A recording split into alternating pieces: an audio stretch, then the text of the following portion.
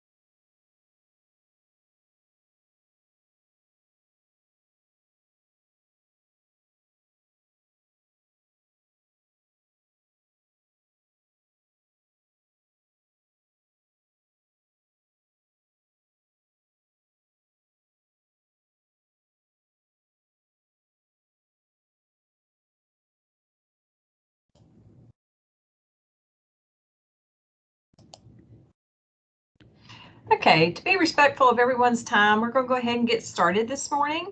My name is Karen Cook, and I am the team leader for the Consolidated Oversight and Monitoring Team here in the Office of Federal and State Accountability. And I'd like to first just welcome everyone to our training this morning entitled Building the Bridge Between Strategic Plans and Federal Programs. I want to take care of a few housekeeping items before I begin introducing everyone who will be speaking today. First off, I just want to let everyone know that today's session is being recorded. The session will be recorded and it will take us a little bit of time to get it prepared and ready, but it will be posted to our website probably in about 2 weeks from now. So be looking for that to come out later. We also will be sharing the PowerPoint presentations that are being presented today. Those will be shared as well and posted on our website. Kind of our format for today. We're going to begin and probably talk with you guys for about an hour and a half, and then we will take about a 5-minute break, and then we'll come back and talk again for about another 45 minutes or so before we start to wrap up. And we'll probably finish our day a little earlier than 11:30, but we did want to have that time because we are going to also give you guys opportunities to ask questions. There will be times that we invite you to unmute yourself and ask questions, but you can also be putting questions into the chat box. There's members of our teams that will be checking the chat box and facilitating those questions along the way. Today's training is a collaboration between two teams here in the Office of Federal and State Accountability. The team that I manage is the Consolidated Oversight and Monitoring Team. And then we are working today in collaboration with the Innovation and Support Team. So I want to take just a moment to introduce the people that we'll be hearing today on the call. Basil Harris, he serves as team lead for the Innovation and Support Team. Good morning. Here's Basil. Also members on the Innovation and Support Team that we'll be hearing from a little bit later in our presentation, Lynn Hammond. Good morning. Pat Cicatelli. Good morning as well. Eric Brunson, he is our IT specialist, so he is the one who's helping us make sure everything runs smoothly today. Thank you to Eric. And then, on my team, Consolidated Oversight and Monitoring, Nicole Ivory is the one who will be presenting the majority of our information today. And so with no further ado, I'm going to turn the presentation over to Nicole. Thank you.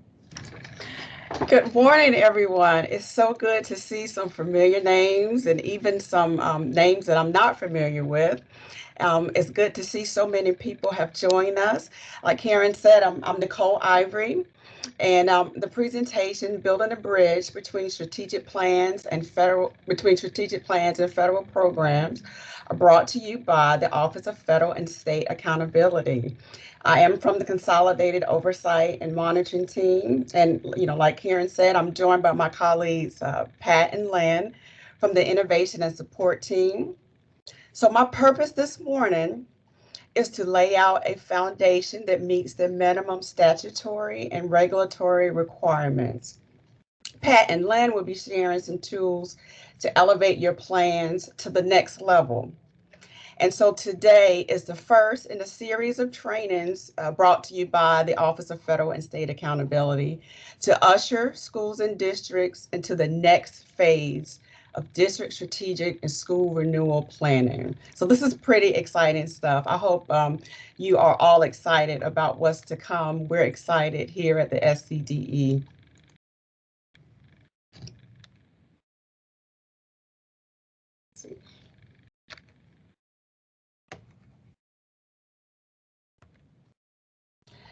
So if you've been around for a little while, you may have heard me or either some others in our offices talk about the One Plan.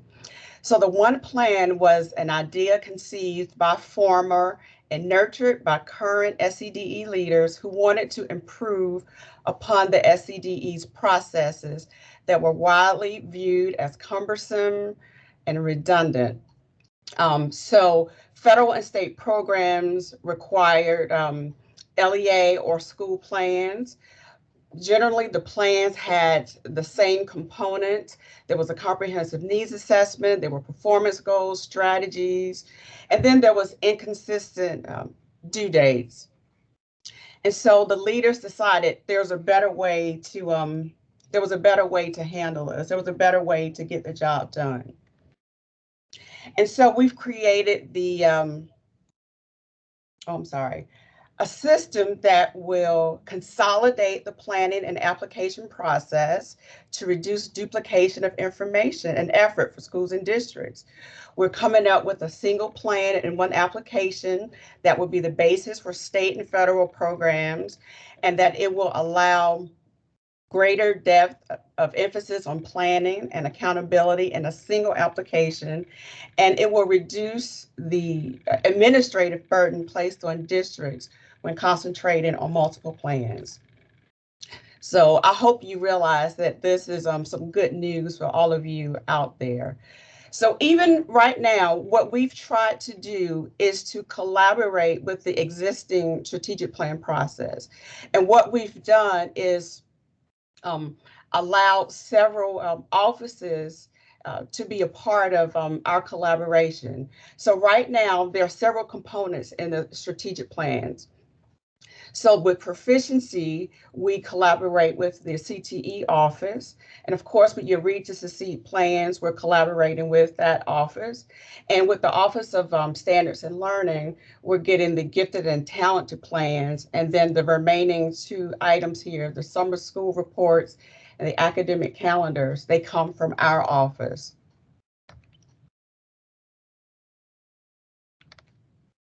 And so what we hope happens, not what we hope, what we are planning to do in the very near future is to expand upon what we have. And so we're consolidating your federal program titles, including your neglected and delinquent and IDEA. So we'll be able to even expand the scope of what you're able to do with your single school renewal plan or your district strategic plan. And so coming up soon, we would like to introduce GovGrants. Now, I don't want to get too involved with GovGrants, but what you just need to know is that our director, Sarah Longshore, has worked really, really hard and long to bring a application that's going to replace GEMS. It's going to replace the strategic renewal application. It's going to replace that Title I CRAE application, as well as GAPS. And so GovGrants is currently in development, and we know anytime anything is new that there's some hiccups involved, but Sarah has worked tirelessly, not just Sarah, but some others on her team, to make sure that we bring you a quality project. You know, we didn't want to rush this because there's so many variables, so many things to consider. And then Sarah and her team will be bringing more information to you on GovGrants and what to look forward in the future. So again, I hope this is as exciting to you as it is to us here in the OFSA. So what I want to kind of just talk about is where do we go from here? So my purpose in this procedure, in this training, is to get our foundation together. We want to avoid misalignment. You know, far too often, I know many of you may have a love-hate relationship with district strategic and school renewal plans. I know that principals have so many fires to put out at the school, and writing down your plans may be the last thing on your mind. You know, and district coordinators are, you know, putting out just as many fires. You have just as many crises to overcome. You know, you have to run after your principals to make sure the principals have their school renewal plans done. We understand that. So what I see my purpose is this morning, and not just this morning, but my purpose and my office's purpose is to make sure that our strategic plans have a new foundation, a much more firm foundation. You know, far too often the strategic plans resemble the picture where there is that misalignment, there is no connection. So we want to use this opportunity, knowing that we have a new application coming up very shortly. We want to recalibrate your thinking about what your strategic plans are. We want to consider the future with GovGrants and allow you to just to rethink and to create more meaningful plans.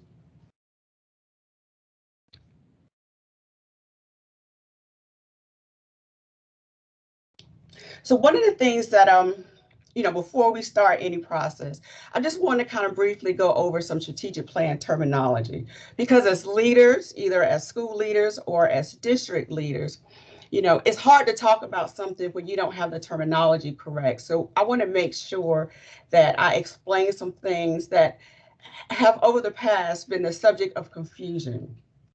So with respect to your plans, all plans have a 5-year cycle.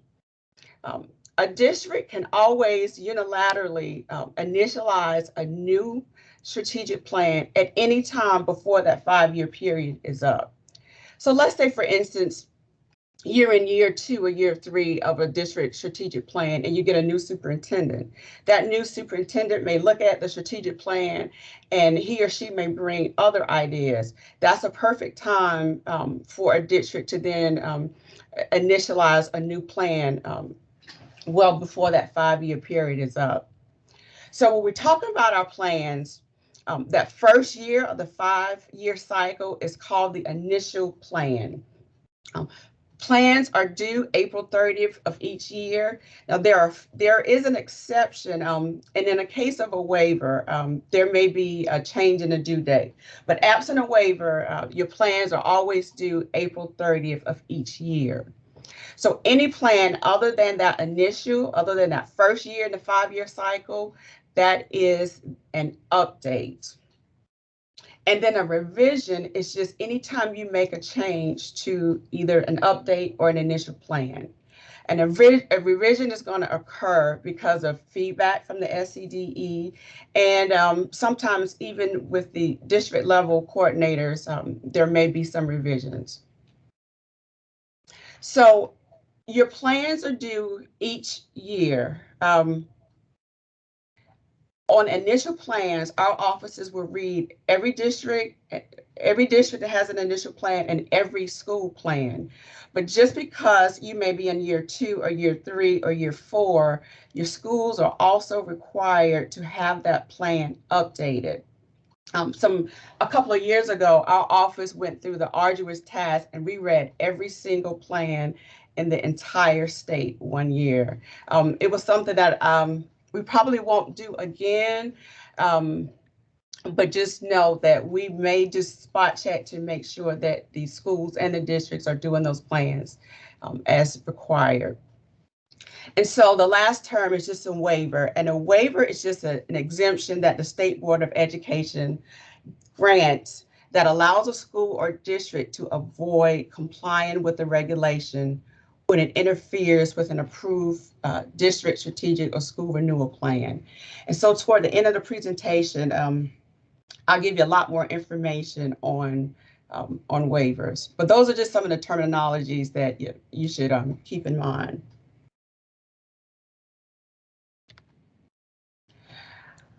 Okay, so this little guy here, I thought about our title, Building a Bridge Between Strategic Plans and Federal Programs.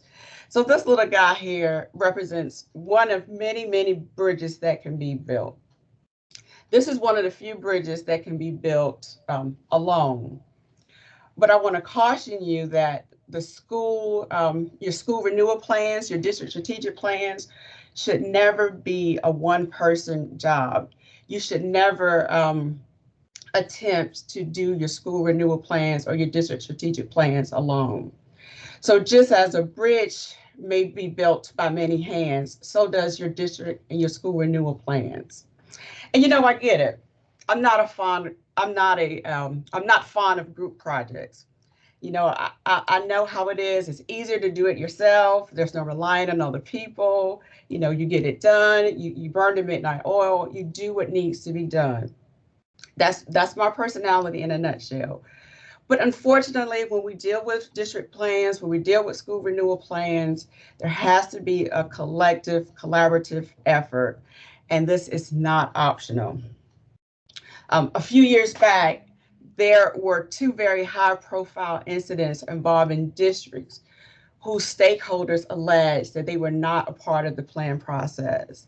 There was media involved, there was a lot of bad blood, and sometimes just those shortcuts are just not worth the headache. So I would just caution you just to remember that, you need your stakeholders, you need those other voices at the table that to make your project much more meaningful.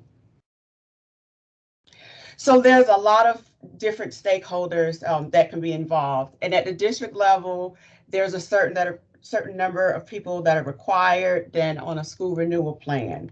So what you need to do as a principal, know those entities that are stakeholders, and on the district level, know those entities that are stakeholders, and make sure that you meet with them accordingly.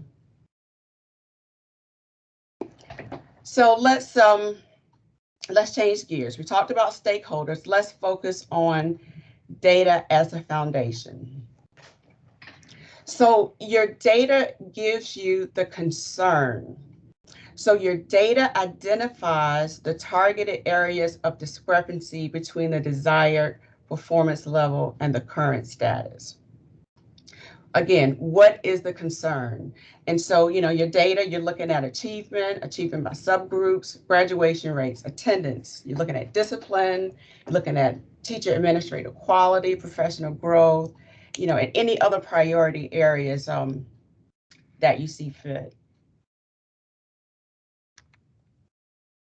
So when it comes to your plans, this is a very simple process with respect to data, and it's something that I don't think enough people quite understand.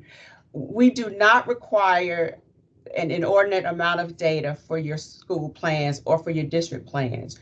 We require there to be a link to the report card. If your school renewal plan or your district plan is only focusing on data that's found in the report card, there is no need to attach any additional data to your school or district plans. So if you want additional data, so let's say because we're coming out of COVID, we're coming out of pandemic, the U.S. Department of Education granted a waiver for federal accountability requirements. So that means that you may have to be creative with respect to what data is available. 5 years ago, there was never an issue. Your data was there like clockwork. But now you may have to create some of your own data. And that's okay. You may have surveys from teachers, from students, from staff. You may have district level assessments. You are free to use that data and not just rely on the data from the report card. But please do not use 10, 15, 20 pages of data. That's not necessary. Only use the data that you are going to analyze in your plan. If you're only going to use your school report card, there's no need to copy the report card in your school renewal plan. That's just unnecessary work that you're putting yourself through. So your data formats. Your data can be in any format you need it to be. So when you're including your surveys that you've done in your school, if you're doing your district assessments or district evaluations, whatever format you deem necessary is acceptable in your plans. Okay, so let's shift gears now. We've talked about data. Let's talk about the executive summary of needs assessment. So without a doubt, this area is where most plans suffer. So once data is reviewed, your planning team determines which areas are going to be the focus for student achievement, for school climate, and for teacher administrative quality. The executive summary of needs assessment verbalizes what the data reveals. And we're going to take just a few moments and we're going to review some exemplars and just talk about what that should look like. So think about 100% competency. This is something that I see a lot in plans, 99.9%, 95%. When something is done well, it is important to acknowledge it and to maintain it. But however, when we're talking about our school renewal plans, our district strategic plans, if we go back to that slide a few slides ago where it's data as the foundation, it says that the data targets the areas with discrepancies. But when we're looking at data that's at 96%, 97%, I think we can all agree that's not a discrepancy, but that's competence. And so we should not just focus on what we've done well. The point of the strategic plans and the school renewal plans are to look at those things that we need to improve upon.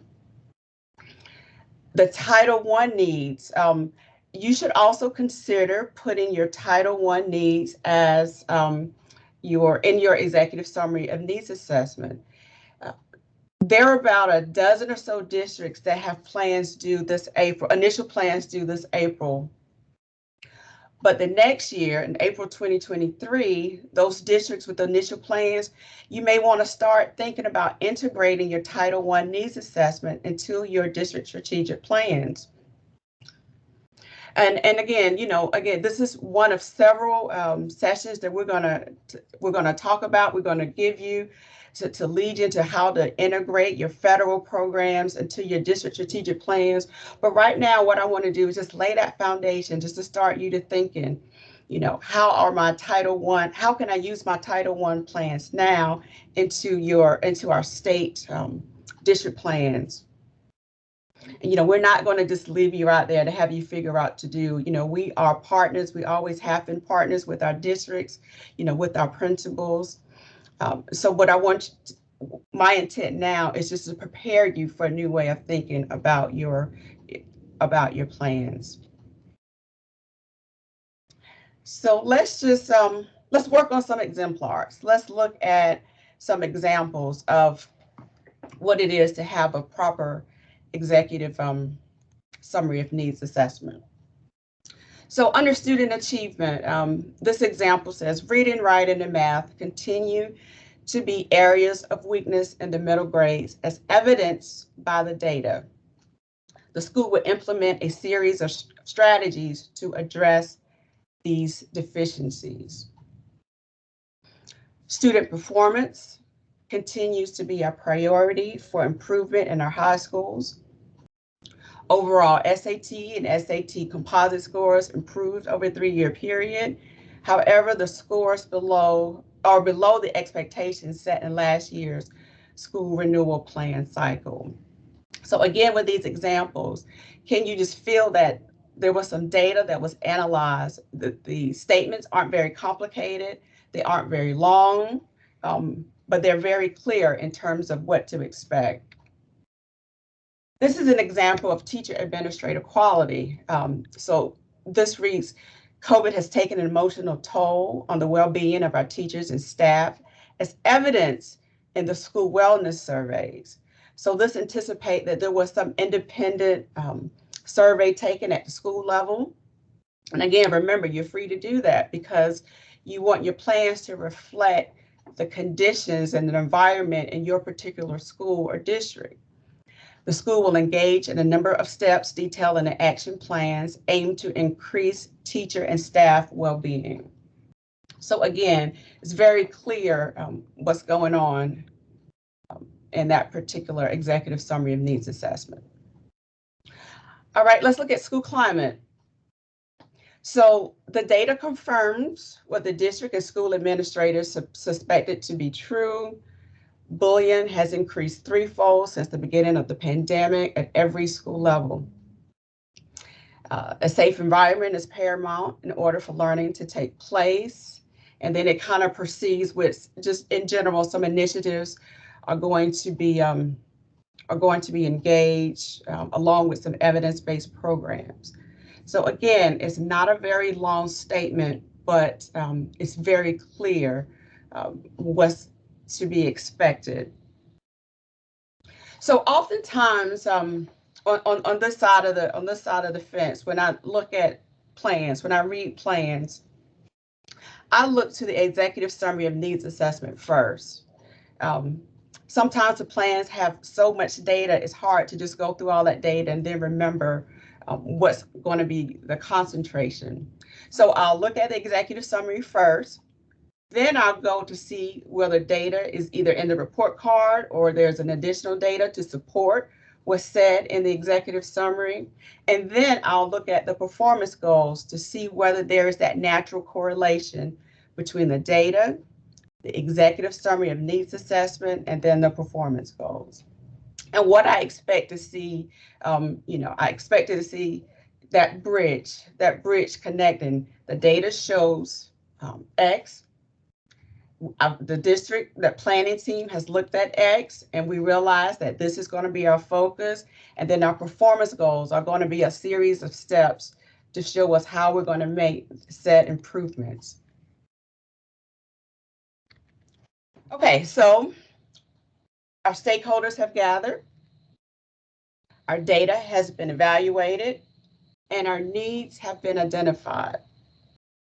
So what we're going to do is focus on our performance goal, past, present, and our future snapshots.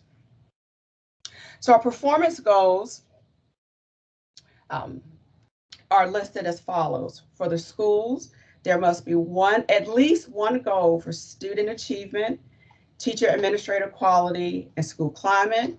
And the districts have those same goals: student achievement, teacher administrative quality, and school climate, as well as 2 additional goals for your gifted and talented. And again, because we are on the compliance side of the strategic plan process, we only require 1 goal. Does that mean you can have 2 or 3 goals? Absolutely. But I do caution you from having so many goals that it's not possible for anybody, whether at the district or the school level, to keep up. So it's important to be at a happy medium. Okay, so with respect to performance goal, I think this is an area where the state as a whole has done very well. Your performance goals are written in 5-year objectives because your strategic plan cycles are a 5-year cycle. The performance goals must be SMART goals. They're specific, measurable, attainable, realistic, they're time-based. Your goals, a baseline goal at 100% is not considered a need, and there should be other areas of focus. So again, I'm pretty comfortable that the state as a whole has a grasp on how to write acceptable performance goals. But for the benefit, of new people there, we want to really make sure that our goals are measurable. I mean, I think that was the one thing it took us some years to kind of overcome. So what you want to do is avoid those theoretical statements. Let's say, for example, my students will leave high school with 21st century skills. So that phrase sounds nice, but really, what does it mean? When a person reads that statement, they don't really understand what it means to have 21st century skills. That's subject to interpretation. 21st century skill can be fluency with social media. And I'm sure that's not what you mean. But again, when you're very specific with your goal, when your goals are measurable, it leaves the reader doesn't have to guess. So instead, if you wanted to have a 21st century statement, what you would say is, our students will leave high school with 21st century skills as measured by, and then you can proceed to list a series of measurable attributes. And then again, you can turn your Title I needs into a performance goal, into a SMART performance goal, I should say. And so let's go over some performance goal exemplars, and again, the state as a whole has done very well with these. So let's see, by 25-26, 60% of third graders will score meets or exceeds on the SC Ready ELA and math as measured by winter and spring MAP scores. We're going to reduce class sizes for 4th and 5th grades to 18-1 by the year 24-25.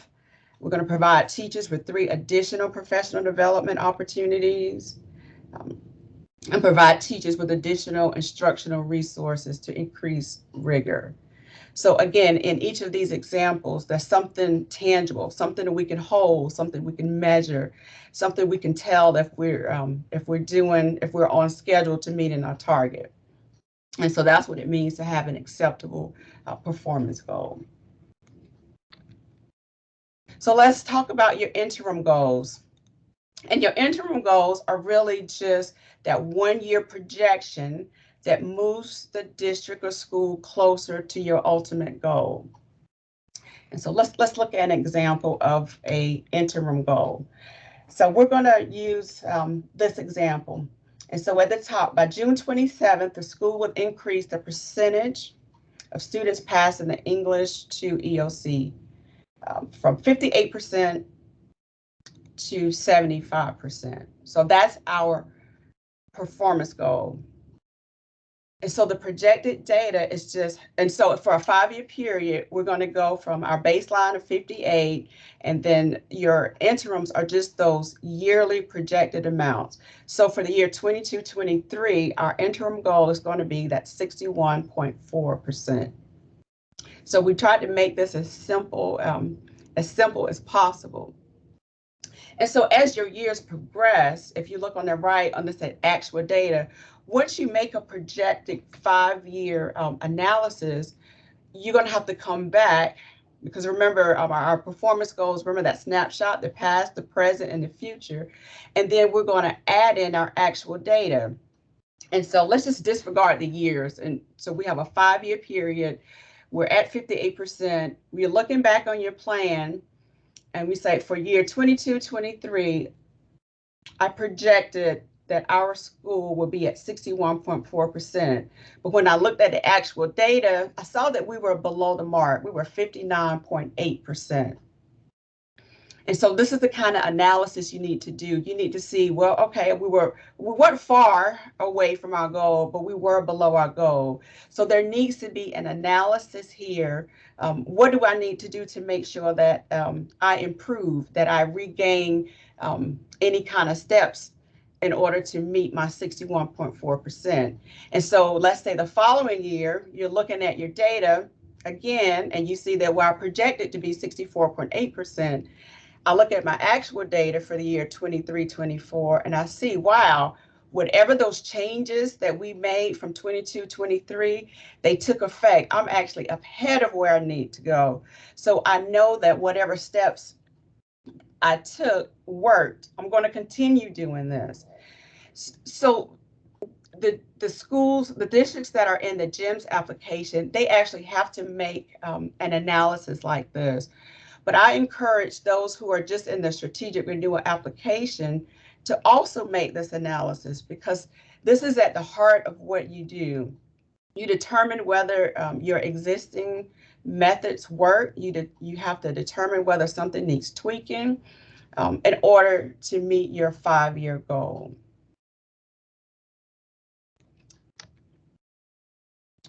Okay, so now Nicole, our quick, stakeholders have gathered. I'm sorry. I'm sorry that you'd pause there for a second. We do have a question in the chat box, and I thought it'd be good for everybody to hear the answer. Can you see the question from Catherine? Okay. Kathy says, in update years, should you delete the previous executive summary of needs assessment and add a new one, or should you keep the old and add a new? So Kathy, we have had this debate in our office for years, and I can see arguments for both. I think that it just really depends on how you have your executive summary written. If you want to keep your original executive summary, and then you can actually make modifications to it, that's perfectly acceptable. It's just one of those, I'm gonna have to give you one of those lawyer answers. It just really depends. I can see pluses for either way. Let's see, was that any other questions on here, Karen? That's the only one. Thank you. Okay.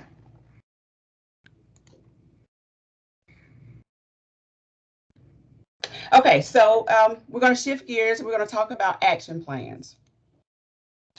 So our stakeholders have gathered, our data has been evaluated, our needs have been identified, our SMART goals have been created, we have 5-year goals projected, we have interim goals analyzed, and now we're to how do we solve the problem?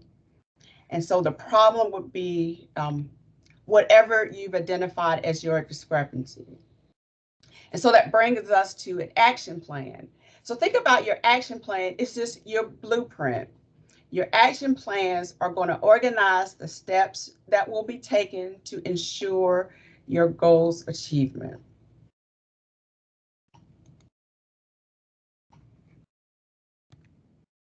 So your action plans are going to have several components.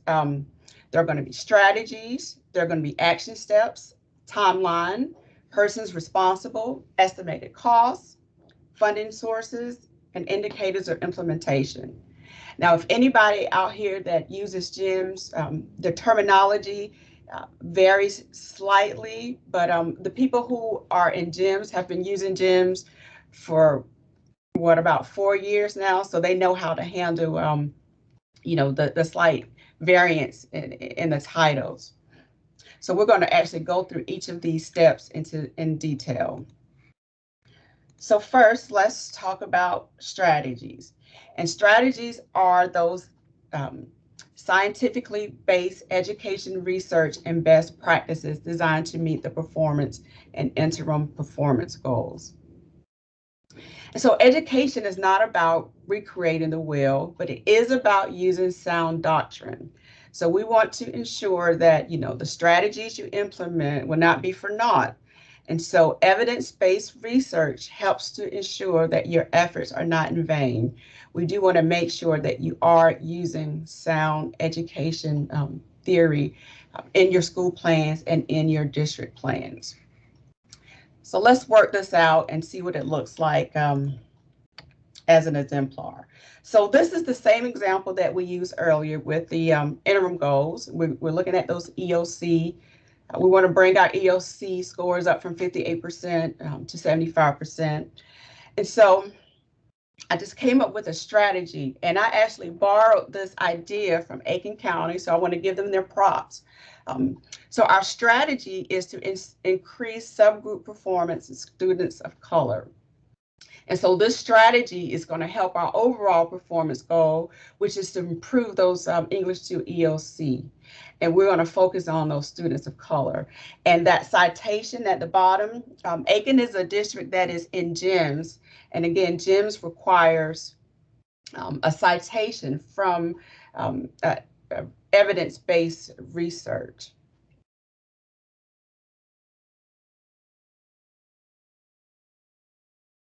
Okay. All right, so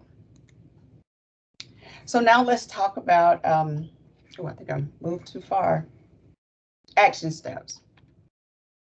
Okay, our action steps are the verbs. It's what you do. You're gonna provide, you're gonna attend, you're gonna develop, you're gonna conduct. Is what are you gonna do to fully implement the strategies? And now let's go to our same example where we are improving the subgroup performance for students of color. So in this example, I've scheduled about 4 different action steps to help our strategy, which in turn helps our performance goal. We're going to schedule those students in more rigorous ELA coursework. We're going to provide professional development for English teachers, focusing on assessments. We're going to coordinate ELA curriculum at the middle and the high school levels. I'm going to implement extra help after school for all students with transportation options. And again, this is, for the purposes of our presentation this morning, but these are action steps, that we're going to take to improve, the strategies. And for every, let me say this, I guess for every performance goal, you may have 3, 4, or 5 strategies. I'm just showing you, just one example. But, again, this is work that you do every day. So let's switch gears. So we've talked about strategies. We talked about our action steps. Let's talk about the timeline.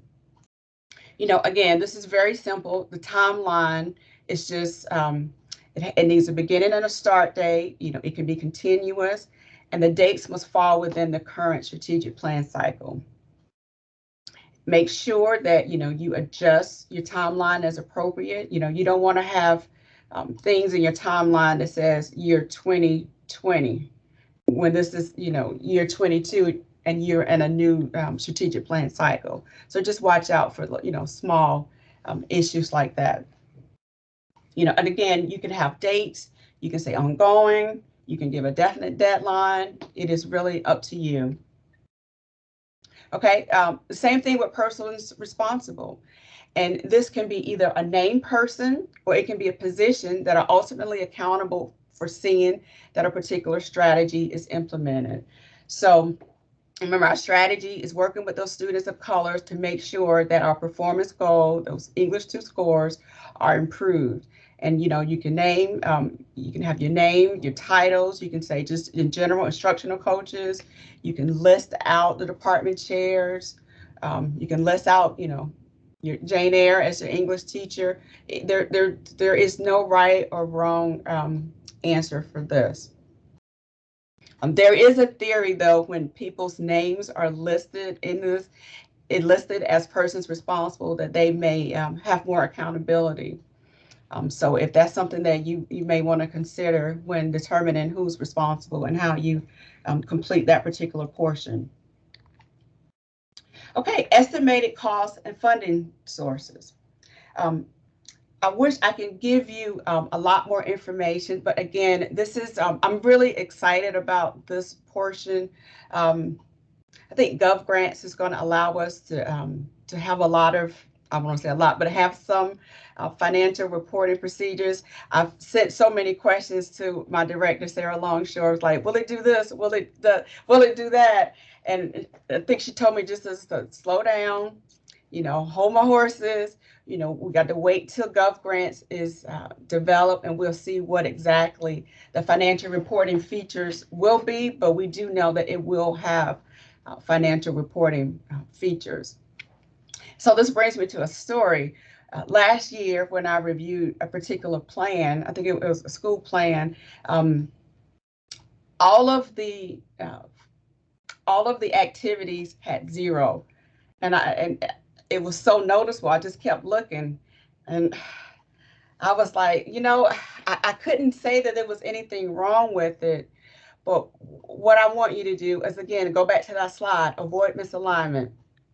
Gov Grants is coming, and Gov Grants will have some kind of financial reporting procedure. We don't know what it was going to be, but it may not be wise to have $0 for all of your activities in your strategic plans or even in your school renewal plans. So that's just something to take note of. But again, this hasn't been a really big issue, but that was just an example that really stuck out. And I would encourage you not to follow that particular path.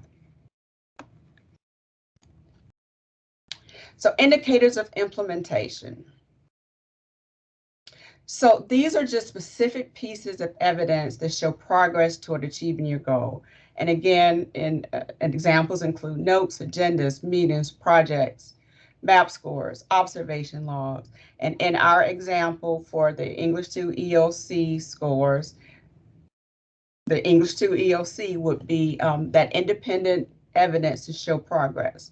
So you're going to be looking at your English 2 scores to see whether or not you're progressing to your goals. And then you want to always remember to evaluate. Person's responsible. You're evaluating to see whether or not you're on track, whether your particular action steps or strategies need to be modified or manipulated. This is an ongoing process. Once your strategic plans are done, they're not written in stone. The best plan is one that adjusts because of the circumstances. And don't be afraid to make changes to your plan after an evaluation process. I've gotten phone calls from people saying, I want to change something to my plan. Is that all right? Please, absolutely. You make changes to your plan. That's how we know it's your living document, when you realize that things happen in your school or in the world and you need to adjust. We absolutely want you to do that. Okay, so let's see. Collaboration between offices for your district plan. So I'm going to speak to my district people just for a while.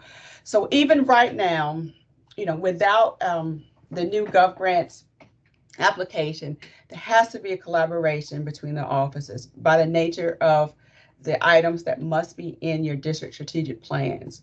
So if you are the district coordinator, you need to talk with your federal program staff. The district strategic plan coordinator, federal program staff, you're about to be best buds real soon. So you want to make sure that, you have that open door policy where you're talking and communicating with each other, because it's going to be so important that you work well together. The proficiency-based application and your current credit recovery policy. If there's a separate person, your instructional staff, that person needs to have the information. You need to be talking with those teams that are over the proficiency-based application, because again, that needs to be in your district strategic plan. Your gifted and talented required tables, if you have a separate GT coordinator, to make sure that that person has done what he or she needs to do, so that those GT tables are submitted in the strategic renewal application. Again, with your Read to Succeed plans, and I know Read to Succeed has been a little up and down in terms of what's to do when, but again, you have to make sure that you're coordinating with your that Read to Succeed team, so that whatever is necessary for the Read to Succeed plan is actually in the district strategic plan. Summer school program site identification. If you're the strategic plan coordinator, you may not necessarily know about the summer school, but it is important that you are in contact and you're communicating with whoever is responsible for coordinating that summer school, because that application is due in the strategic plan every year. Same with the district calendar. You know, whether you're the PIO or there's some other office in the district, we need to have your district calendars uploaded with the strategic plan in the strategic plan application. And as we work on Gov Grants, there may be some other areas. And if I would have thought about it in time, I would have actually added memorandums of agreement, so it's articulation agreement for dual enrollment. So that's going to be something, although we couldn't put it in this year, next year we would definitely add that to the list of items to be added into the strategic plan process. And then waivers, if applicable.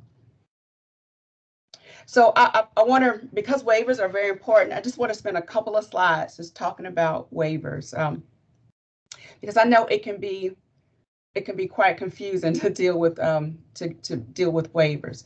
So a waiver, the State Board of Education may waive any regulation that would impede the implementation of an approved district strategic or school renewal plan. So just saying that you need a waiver because you don't like the regulation, or the regulation is maybe difficult to follow, is not sufficient. The regulation must be burdensome on an existing performance goal. And we're going to get to an example. So BJ ACE, this is a CT center. They did this probably back in about 2018, but they did such a good job.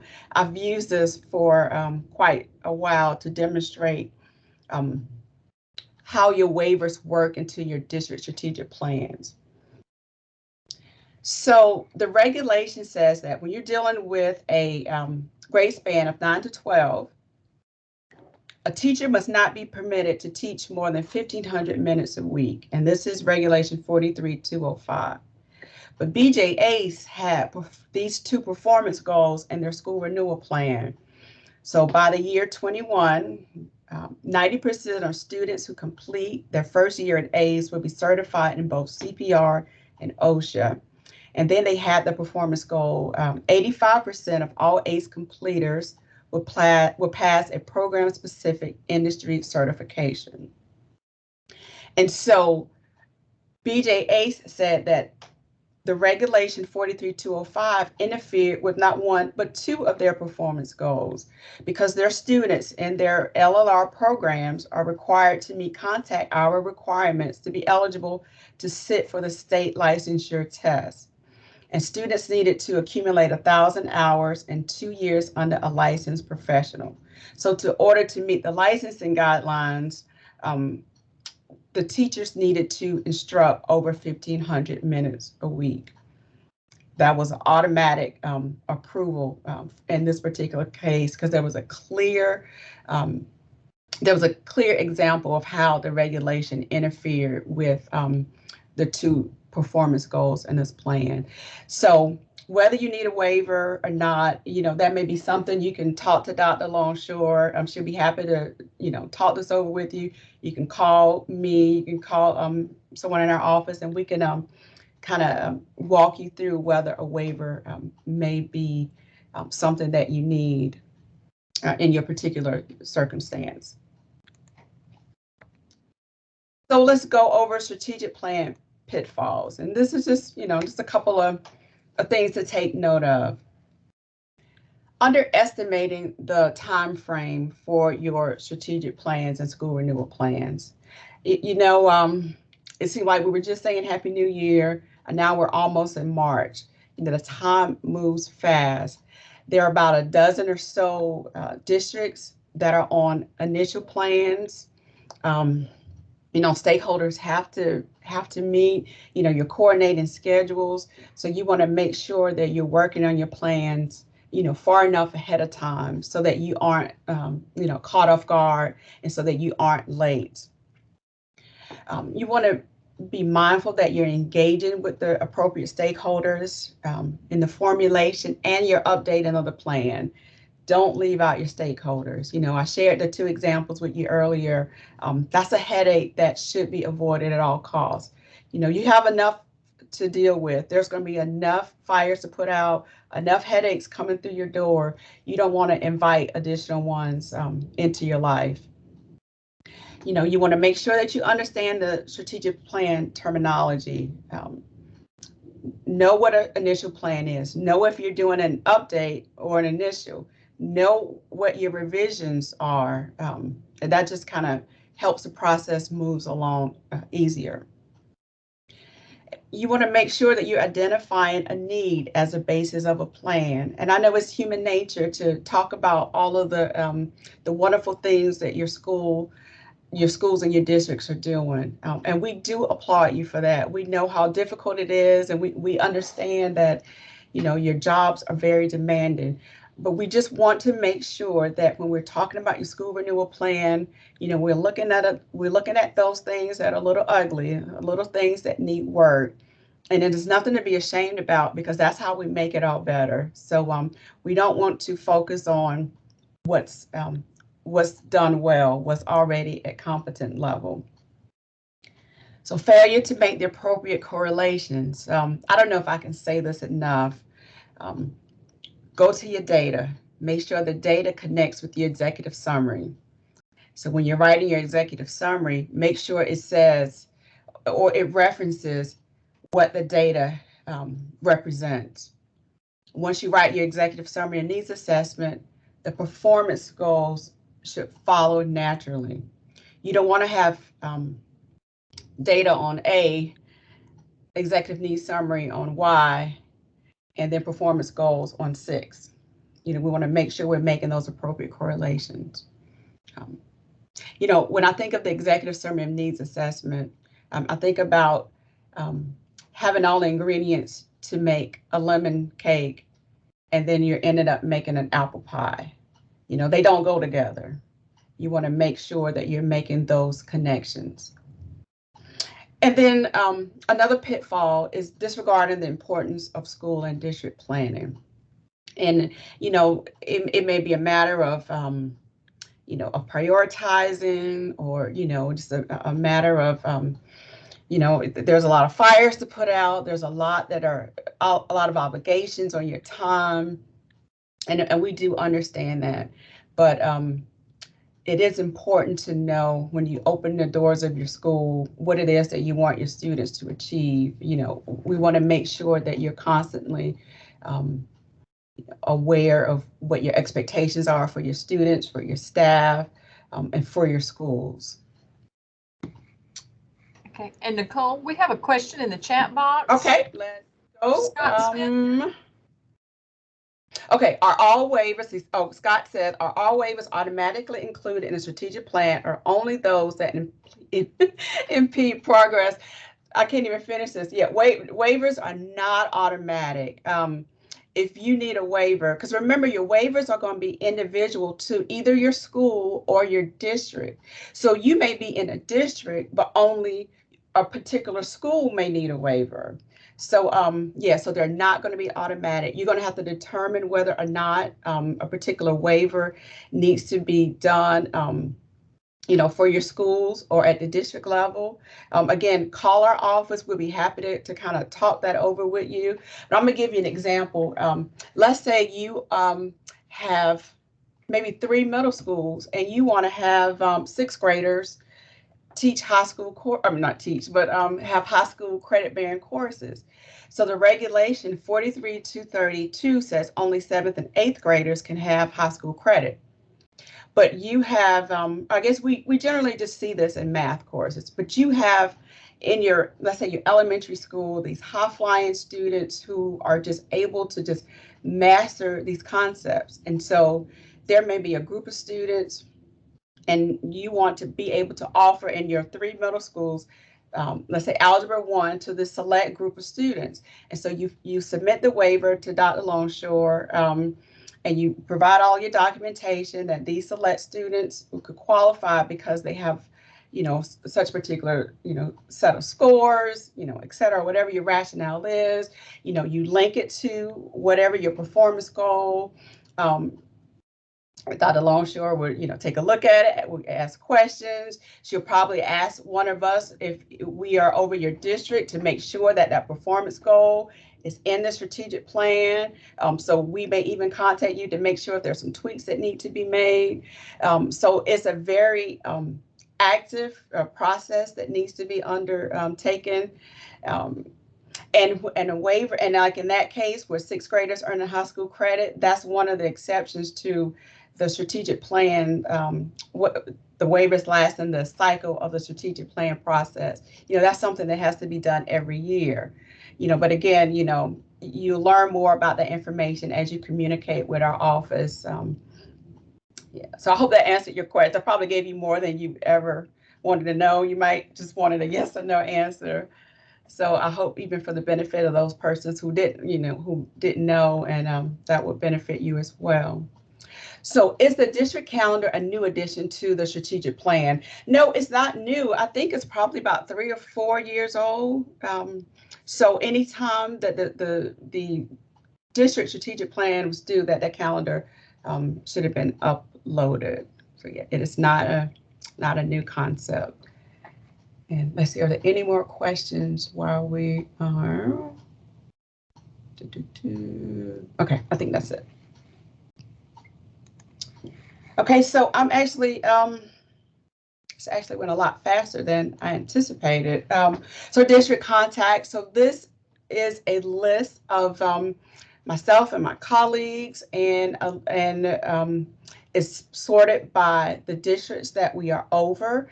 So if you're not familiar with your strategic plan contact, here is the list. If you have any questions, you contact the persons on your list. I think all of my colleagues are fairly new in the strategic plan process. So again, I'll ask for grace on their behalf. If there are some concerns that they may not be able to answer right away, just be patient with us. It takes a long time to master the strategic plan process. And I want to just now open it up for some questions. I know we had a few there in the chat box, but if there are any other questions, if anybody's brave enough to to take the lead, we'll just pause a while and see if there are any takers. I have a question. I'm Sal Minogue, the Director of Administration for Aiken County Public School District. And our superintendent wanted to start our 5-year cycle over with a new strategic plan, and then ask for all schools to create a school renewal plan for this year, starting this year.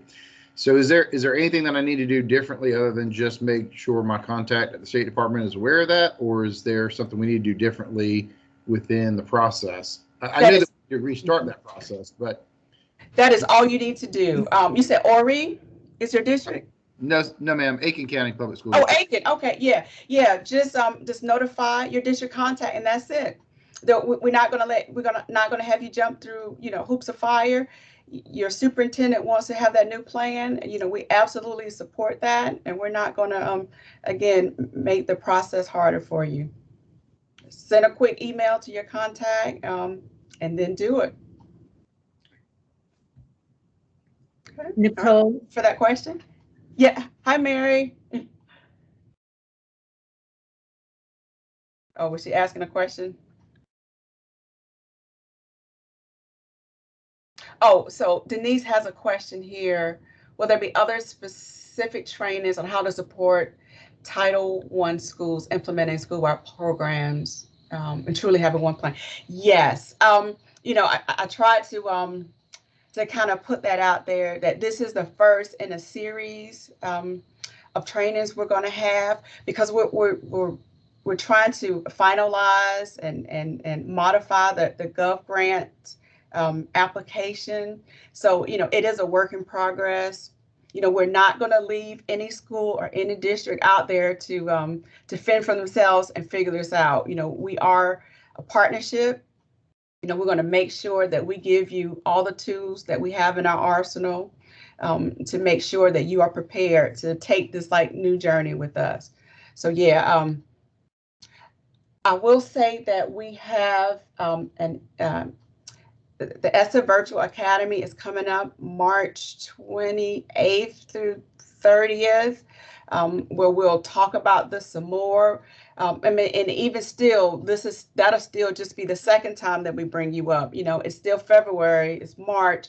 We're going to be talking about, what you need to do probably for the rest of the year, and probably into next year. Okay, and see what else. Is the performance goal written as a yearly goal or a 5-year goal? So your performance goals are written as 5-year goals, and your interim goals are those 1-year breakdowns. So your performance goals are gonna say, in a 5-year period, or by year 20, I think maybe 27, if you're on an initial plan, our school or our district would like to see X. And so your interim goals will say, but in 1 year, we're going to have X plus 1. In year 2, we'll have X plus 2. In year 3, will be X plus 3. And so that's how your goals are written. So, okay, so Ann is my colleague. She says, a reminder about the importance of signatures and dates for the plans. Yeah, we want to make sure that your school renewal plans as well as your district strategic plans are signed and dated each year. So, I had tech problems. Oh, wait a minute. For the first half hour, when will the recording be available? Okay, sorry about your tech problems, Danny. We will give us about 2 weeks and we'll have the recording and we'll have the slides available on our website. And we're ed.sc.gov/state accountability. And we have a new website. So if you haven't seen us very often, so let's see, once we transition to Gov grants, will we stop using the state strategic? Yes, Kathy, yes. Once Gov grants is up and running and all of our districts are in that new application, say goodbye to the strategic renewal application. And for those of you who've been in strategic renewal, strategic plan context for a while, we know what a headache the strategic renewal application has been. So yes, I'm really excited, and I hope you guys are excited to be in a brand new platform. Real quick, Nicole, Yes. I think you might have skipped a question by accident from Phyllis Overstreet. Phyllis was asking, what's the timeline for districts consolidating as of July 1st, 2022 to get their new plans completed and submitted? What we ask is those legacy districts submit their regular update, like this coming April 30th. And then once the new district's formed on July 1, there is no strategic plan expected in April of 2023. So Phyllis, the new Bamberg district would not be submitting a strategic plan as the consolidated district until April of 2024. Okay. Thank you, Karen, for that. Okay, so Sharon asks, should we add the interim goals and the performance goals areas since this year the interim goals section was not in the old platform? So in the old platform, I'm assuming, Sharon, that you're in the strategic renewal application. So what we did in the platform, the old strategic renewal application, you remember the old C targets below? It's the chart, like that 5-year like table where you start like in your baseline, like in my, let me go back to my example instead of trying to using my fingers or trying to figure this out. Okay, let's see.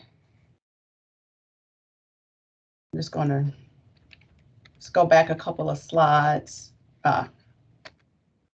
Hey Sharon, so like here in if you're using the strategic renewal application, it has the that table where there's a baseline amount and it has the years and it has the columns for your projected over the 5-year period and your actual. So your interims, we kind of modified it some years back. We had that kind of C targets below. So when I look in your 20, let's say in this example for 24, 25, your interim targets are going to be 68.2. So we had the requirement, but then we kind of did it for you. But what I want you to really think about, Sharon, is when you're putting in your actual data, that you're actually thinking about where you are. So if you're in the year 24, 25 and your projected data was 68.2, when you put in your actual data, which you may not get until the year 25, 26, you're going to say, well, am I on target? Is there something I need to do to get us on target? Or, wow, we're right where we need to be, or we're in a good position to meet our 5-year goal. So I hope that helped to answer your question. Let's see. Okay, so Carol says, when should we anticipate the new GovGrants program being implemented? So Carol, I've Nicole, I was gonna say, Sarah. Yeah, Dr. Longshore's on the call. Yeah, she's on the call, and I keep asking her questions, and I keep saying, okay, this is my last question. And I know she's probably hiding from me now. No, not at all. Can you hear me okay? Yes, we can hear you, Dr. Longshore. Perfect. I'm unable to cut my camera on, but I did want to speak, since there are so many questions about GovGrants, I wanted to speak to that very quickly. We are, as Nicole mentioned, very, very excited to be working with REI Systems to develop and implement a new product, and it's called GovGrants. And we're very excited about it. It's going to modernize how we do our grants management business, as well as strategic planning. It's going to streamline for us. It's going to consolidate in so many ways. So we're really, really excited about it. The platform is very intuitive. It's sleek. It's easy to use. And so we're, again, very excited about it, but we're still in the development phase. So there have been a lot of questions about when are we going to start this and what's going to happen. Really, Nicole, I think her purpose this morning was just to sort of whet your appetite and just to get you a little excited about it and to let you know that it's coming, but we are nowhere close to actually implementing. And so I wanted to just briefly share with you that during the 22-23 school year, we're going to do a pilot of GovGrants with only 6 districts. And so there's just 6 districts. They will be testing it and just on a select number of federal programs, titles 1 through 5 plus NND. I'm not sure if we will do anything with the pilot districts regarding strategic planning or anything or not. That decision hasn't been made yet. But in terms of statewide rollout, in terms of implementing GovGrants statewide, that would not, the earliest it would happen is the 23-24 school year. And that would, if all goes according to plan, that would be all districts and all grants. And when I say all grants, I mean all grants, not just title programs. We're talking about 21st Century, IDEA, Perkins, WIOA, any state grants, direct grants. It will all be funneled through that system. So we're really excited about it. So if things happen the way that we anticipate that they will, then training for all districts would probably begin December 2022 or maybe January or February of 2023. So at least by the end of this calendar year, if not the beginning of next. So we're still a little ways out. But again, this was just sort of to whet your appetite, to let you know that we are working on trying to consolidate all of these requirements together. As far as the one plan goes, and sometimes we speak about GovGrants and the one plan as though they are the same thing. And I just wanted to clarify that they're really not. The GovGrants, so what it does is it gives us a common universal system that is accessible by all. So every office in the SCDE, every office within your individual districts and your individual schools will all be able to access this one system. And so that's where the one plan will live. But you have to sort of think about GovGrants more so as being the repository for the one plan. It could be that we work with the developers once we actually know what the one plan will look like. It's possible that we could work with the developers to fit it into the system in some way, but it also could just be some sort of fillable PDF that we create and it's just uploaded into the system. But nevertheless, it will be in one place. We'll all be able to access it. As far as the development of what the one plan and what we're calling the Consolidated Comprehensive Needs Assessment, the timeline for that is really to try and use the rest of 2022 to just develop it, to do our research, to meet with internal and external stakeholders. I don't know if there will be a pilot for that yet or not.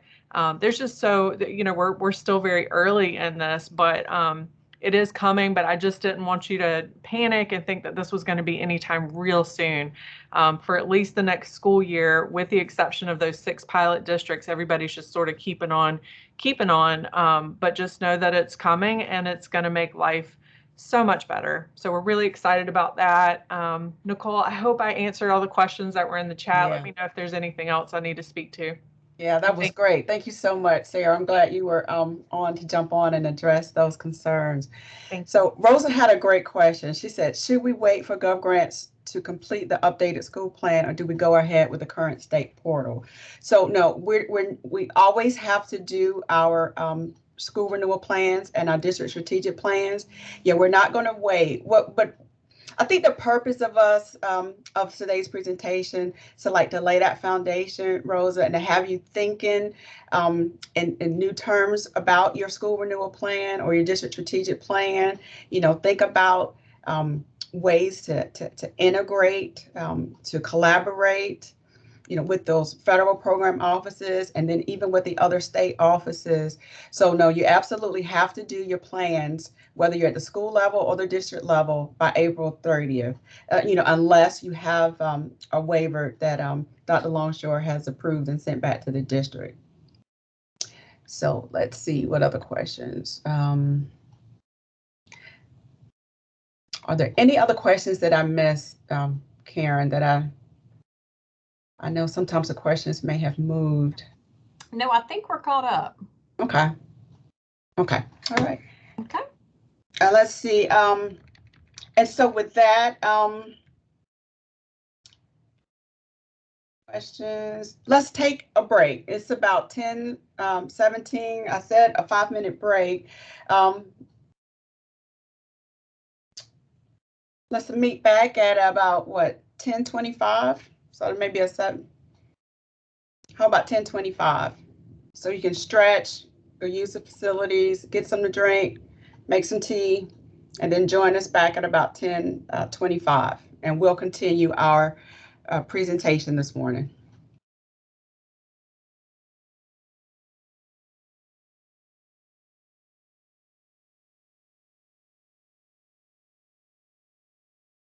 Yeah. Nicole, if you could unshare your presentation, I'll go ahead and put mine up. Okay, just did it.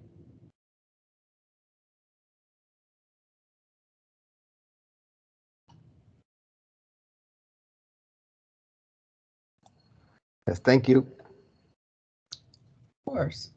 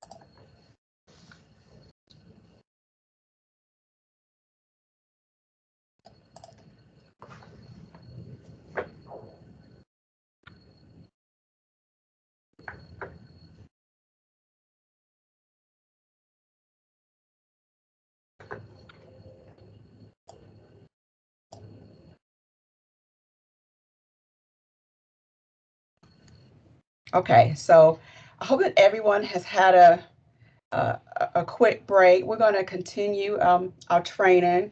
So either you've listened to me over the last almost an hour and a half, and you're like either feeling really confident or you're probably really nervous, and you have all these terms, gov grants and strategic renewal application and waivers, and you could be, not as confident as you thought you would be at the end of this session. But never fear, no matter what your comfort level is right now or your proficiency level. I have my colleagues from the innovation and support team. Basil Harris is their team lead, and I'm joined by Pat Sicantelli and Lynn Hammond, and they're going to now take the foundation that I've laid, and they're going to show you what you need to do to take your strategic plans to a new level. After Pat and Lynn present, they'll have a portion of question and answer session, and then I'll just be back with you for just a moment to wrap up today's presentation. So I'm going to turn my microphone and camera off and present Pat and Lynn. Thank you, Nicole. Thank you, Nicole and Karen and your team for that great information. A strategic plan and the school renewal plan, which, by the way, I'm just going to use the term strategic plan just as synonymous, so that, because I think it's the same process, obviously, with just different sizes of districts or buildings. We're just happy to partner with you in this process. The innovation and support team, Karen's team and Nicole, they work with the compliance aspect of strategic planning and also quality engagement, but our responsibility is to really take it past compliance to the quality engagement and even empowerment. And so let me just start by saying that we're going to just do a summary today of some of the essential qualities of a strategic planning process. We're also going to share the framework that the South Carolina Department of Education has developed. But most importantly is that we're here to partner with your district. If you want us to come to your district and provide that support, we're here to do that. And because this is, again, a very deep, multi-layered process to do a strategic plan and to do it well. So as I shared, the South Carolina Department of Education has developed a framework for planning, implementation, monitoring, and evaluation that can be used by any district or school as that framework to improve student learning. Lynn's going to talk about that. I'm going to talk mostly about those essential elements that are a part of making sure that this plan that you've worked so hard to create truly does have an impact on your district. All right, so my slides are not advancing.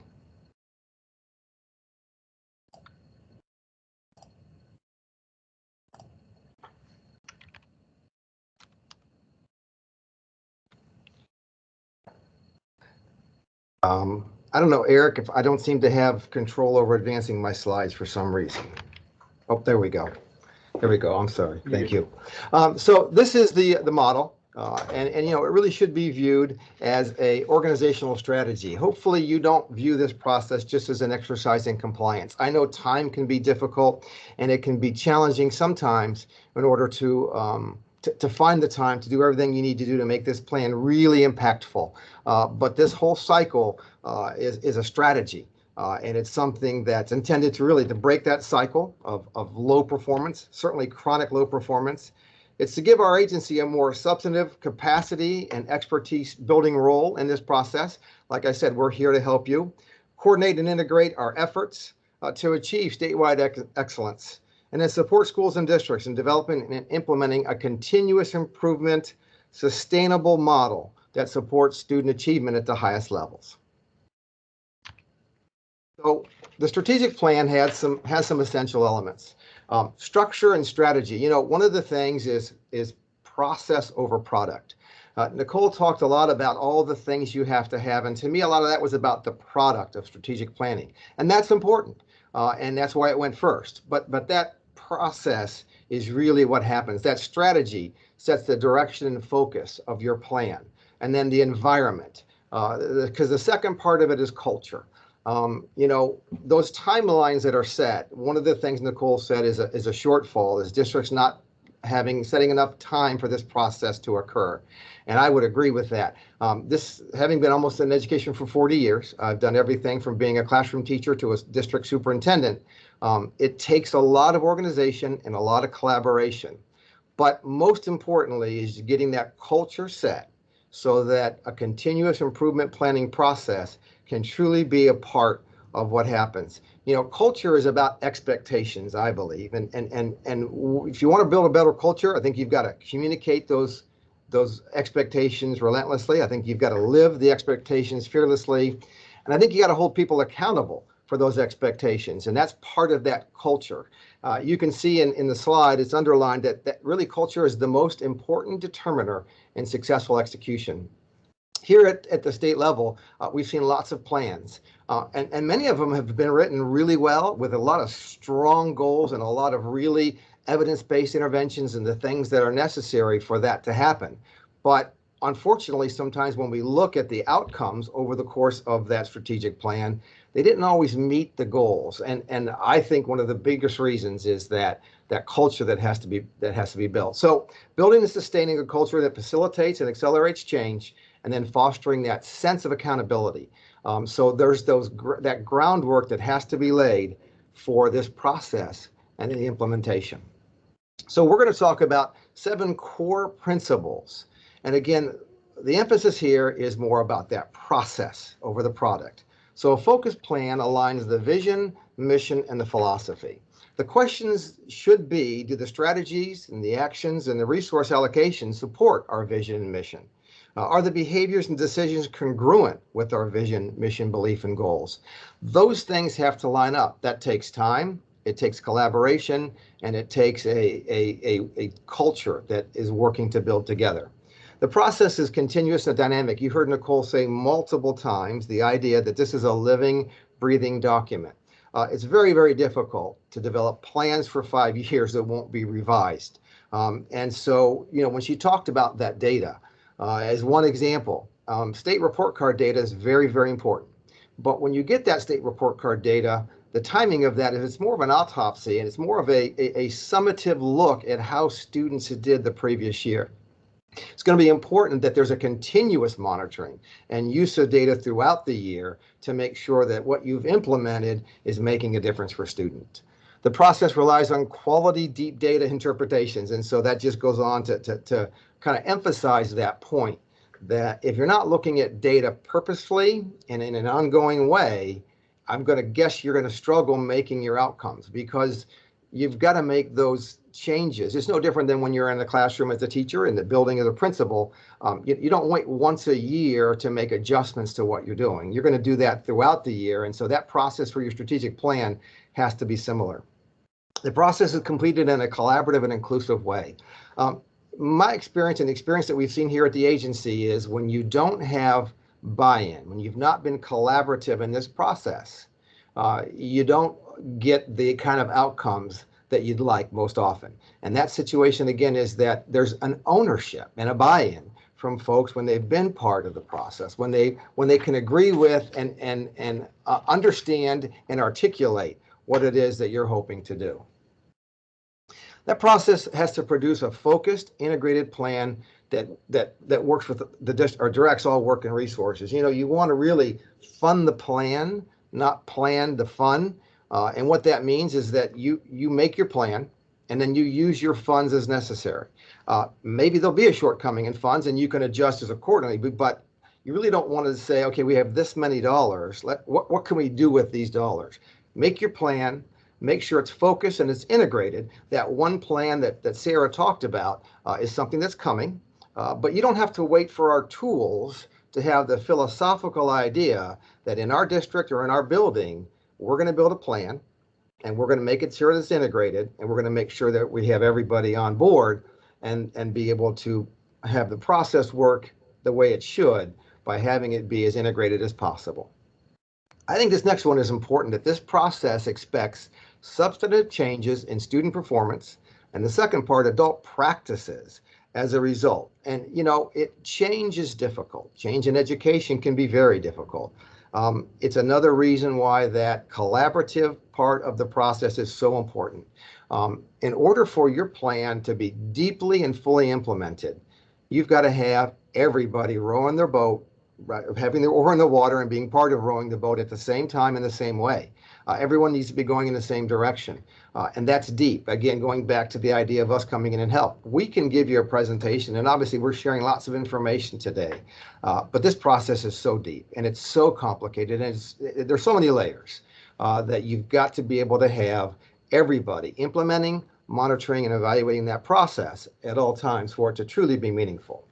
And then an efficient communication approach, just ensuring that all stakeholders understand that there's progress, and then recognizing and rewarding that progress. This is something that should be as a part of your daily work in your district or in your building. So we've talked about that this is a collaborative process, and I think it takes a collaborative leadership team or structures of the leadership team in order to truly maximize the opportunity for growth. So we've asked that you shift that focus from single individuals to teams that can function as purposeful communities. One example, of course, is a professional learning community where teams of teachers, so your second grade teachers will be working together as a team, looking to, okay, this is our goal for the year for our strategic plan. What are the strategies that we have? Are we implementing them? What is the data telling us? Having conversations about what's working, what's not working, making those adjustments, working with the administration or curriculum people, federal office folks for funding if it needs a shift in the plan, all those things where you're working as teams to make sure it works.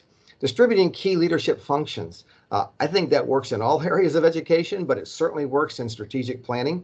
If you're looking for continuous improvement, you've got to have teachers who see themselves as leaders, principals who are seeing themselves as opportunities to be instructional leaders, so that folks can work together and share that responsibility. I think you've got to align that work system-wide while focusing on a limited number of goals. Nicole again talked about that you have to at least have one goal in each of the areas.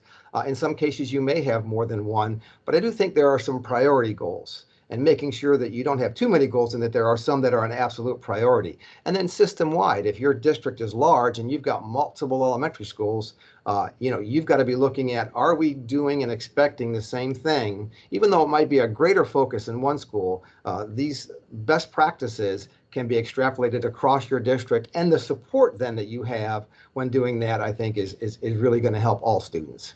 Then ensure effective leadership is exercised at all levels of the system. Again, we talked about teachers being leaders, building principals. Their role in this is crucial, whether it's the school renewal plan or the strategic plan, making sure that they're being instructional leaders, that they're monitoring and they're having conversations. And not always even just from the appraisal standpoint, most importantly, from the standpoint of just being instructional leaders and providing support, providing ongoing monitoring, providing what those teachers need in the classrooms to make sure that that plan is being implemented in the ways that it was supposed to be, making sure the professional learning is timely and targeted, and making sure that everybody has what they need to move this plan forward. And then engage in all the stages of an improvement cycle for the long-term improvement. Lynn's going to talk about those here in 1 minute. I briefly showed you the graphic. It's a continuous cycle, and it can obviously be done each year. It can be done over the course of a semester, any time frame that you want to establish, so that it is an ongoing process. So what are some of the common impediments to a successful plan? Well, the lack of depth or opportunities of teacher learning. Needed to change classroom instruction. If somebody's been teaching a certain way and you've come in and changed the goal, or you've asked, like in Nicole's example, to change the outcomes from 50% to meets and exceeds to 75%, if teacher classroom instruction or the pedagogy or what's happening in the classroom isn't changing, I don't think it's realistic to think you're going to make those kinds of changes. And so the opportunities and the deep opportunities that are needed for learning, for support, and for coaching as an example, curriculum materials, whatever it is that you think it is that your district needs, that's going to be a impediment usually to those outcomes being as high as you'd like them to. A lack of focus and too many strategies. You know, a lot of strategic plans, there are lots of areas to strategic plans. And I know that's a challenge, but you really have to determine where you're going to keep your focus. Because if there's too many goals, too many strategies that are part of your plan, I think you're going to get lost in all the minutia of each of them and not get deep. And so those first two kind of work together. By not having so many plans, you can get deeper in your learning opportunities and in your support for the goals that mean the most. Lack of effective use of data. Again, Nicole talked about, some districts will send us and just say that they've got their report card data as a manner of determining their strategic or school renewal plans. That's a nice start. But I'll also share that if you're not using data throughout the year to monitor the progress, to using your internal data, some of the things that you're doing while you're in the process of the student learning, you're not going to have outcomes like you could. Inadequate mid-course corrections or adjustments, even that Nicole, shared with us. We get questions sometimes from districts, can I revise my plan? If you've made a plan and not revised it, good for you if somehow that was working, but that's highly unlikely because things do change, whether it's things in the world, change in your district, things in a building, things amongst your staff, a new principal, new teachers. It's going to take revisions. You're going to look at your data and make sure that you're on that process to where you want to go. And we want you to make those mid-course adjustments. We want you to look at them deeply and understand what's working and what's not so that you can continue to maximize that opportunity. And then the other one is the failure to include all necessary stakeholders. More often than not, that's a lack of time. As Nicole said, some people, their personality is to just go in a room, do it by themselves, crank out a strategic plan or a school renewal plan with one or two people, get it done, turn it in. I've done what I have to do. I'm compliant. Nicole and Karen and the folks on her team are happy with me, and we can kind of move forward. I'm going to tell you that's not best practices. And so, making sure that you include all the stakeholders by having enough time and making sure that they're part of that process. This is from James Clear, if you've ever heard of the book or read the book Atomic Habits. I loved his statement here, and so I borrowed it. His quote is, "You do not rise to the level of your goals, you fall to the level of your systems." And so that's that process versus product idea. Having a strategic plan and having all the aspects of it and having goals and everything in there is a great start. And it's important, and you need to do that, obviously, to be compliant with the expectations. But the reason that we're presenting is because that's only just a start. I think you've got to be able to have systems in place, that process. You need to spend less time focusing on outcomes and more time focusing on the habits that precede those results. So process over product is something to remember. Goals are good for planning your progress, but systems are good for actually making the progress. Goals can provide direction and even push you forward in the short term, but eventually a well-designed system will get you to where you want to go. So having a system is what matters, and that's that process over product. So I've shared a little bit about the philosophy, some of the underpinnings, some of the essential elements of what is a strategic plan and part of strategic planning.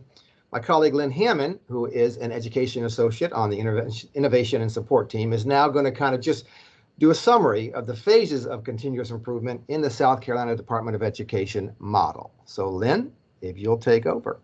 Okay, thank you. And I think the key word there is continuous improvement. It is a continuous improvement process that is cyclical. It's not necessarily linear, and it is designed so that it guides you in the phases that to plan and then to implement, evaluate, and revise. And we're just going to touch on each of those. And so in phase one, Pat, can you advance the slide? Yeah, I'm not able to advance, Eric. I'm not sure what happened. Thank you.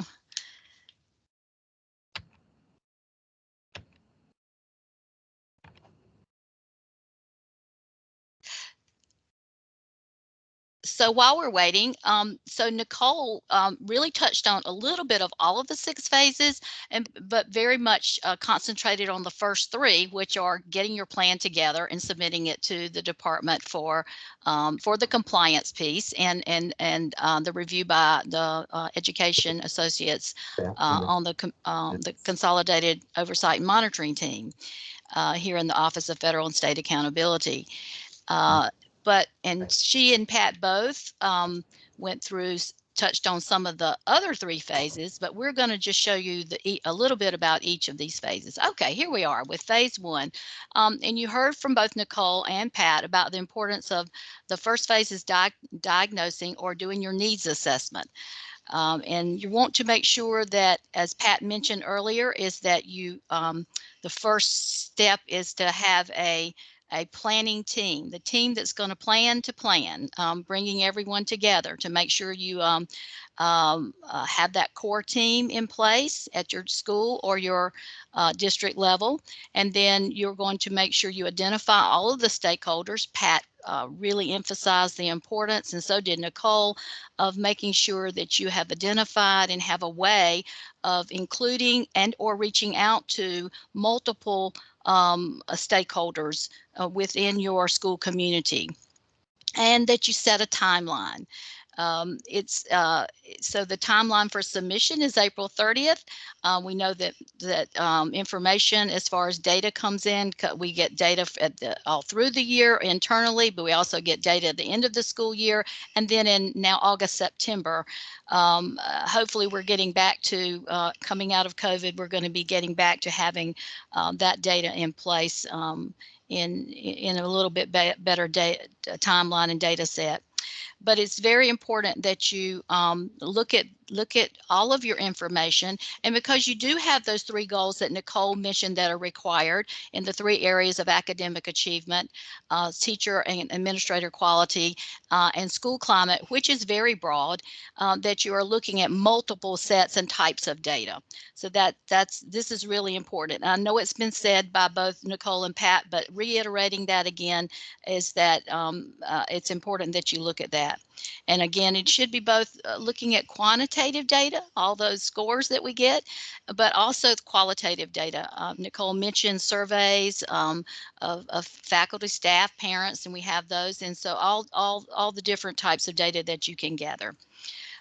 It's also important that the team present the data to the stakeholders when they are convened, or however that you are sharing that data for feedback and input into your plan, that you present it in a way that is easily understood. And remember that some of the people may be, some of your stakeholders are going to be parents, students, community members. With your school improvement council, you're going to have a variety of folks participating in that or on that council. So you want to make sure that it is in a way that it is easily understood by those who are not familiar with the types of data that you may be a little more familiar in a more raw form.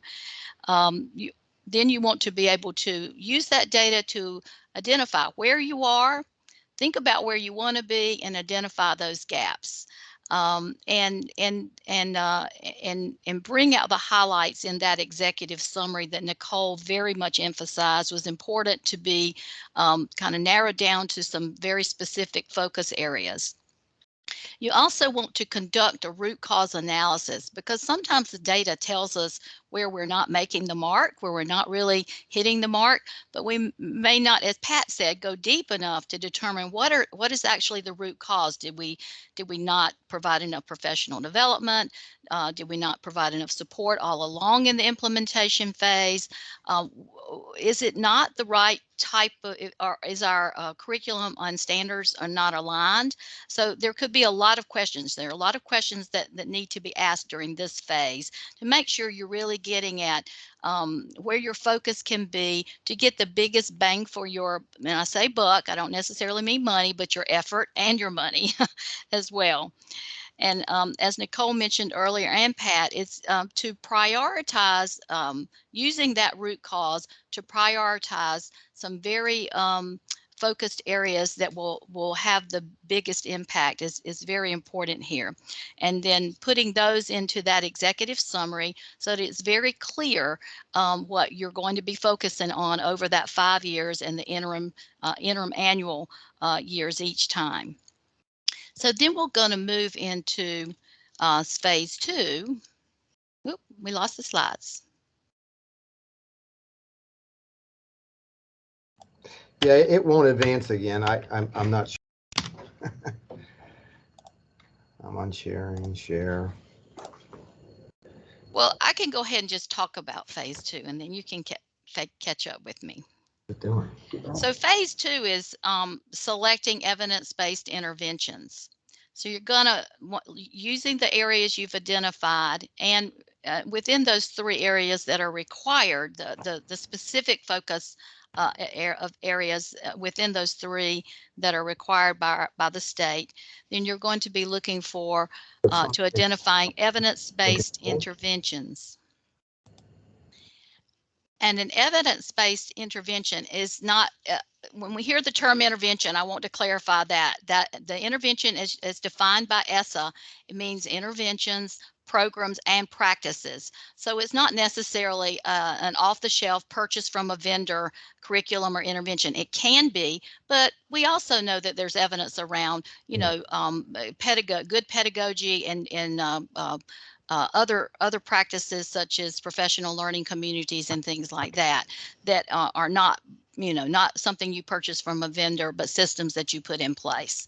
And so we want to make sure that you know that. ESSA defines 4 levels of evidence: strong, moderate, promising, and ones that are still being proven, and they may be being proven in your own district, that are using rationale that has already been proven effective, but it hasn't been put together in this particular way, and you're proving that at that time. And so for your federal programs, you will most likely there are very few areas that require levels 1, 2, and 3, but mostly it's 1 through 4. But we do have another resource that we will share with you at the end of my segment, where you can find more information about evidence-based practices and go in a little more in depth into that. And so that includes links to What Works Clearinghouse and some other resources such as Evidence for ESSA that is has put out by Johns Hopkins University. So then we'll move to phase 3, and that will be to develop your focused action plan. And Nicole went into great detail about the requirements of the plan and some of the best practices for that plan. It's important to have one focus plan. As we move toward that one plan, we're just going to keep saying one plan, so that we start to rethink in that direction. After all, we don't really segregate the children by our funding sources. So the children that are in our classes and in our schools are, we don't segregate or identify them that way. So so to integrate these resources and to integrate our plans seems to be a natural way to go. So the next slide, we'll talk about that. In the action plan, you're going to have your draft your goals, your SMART goals.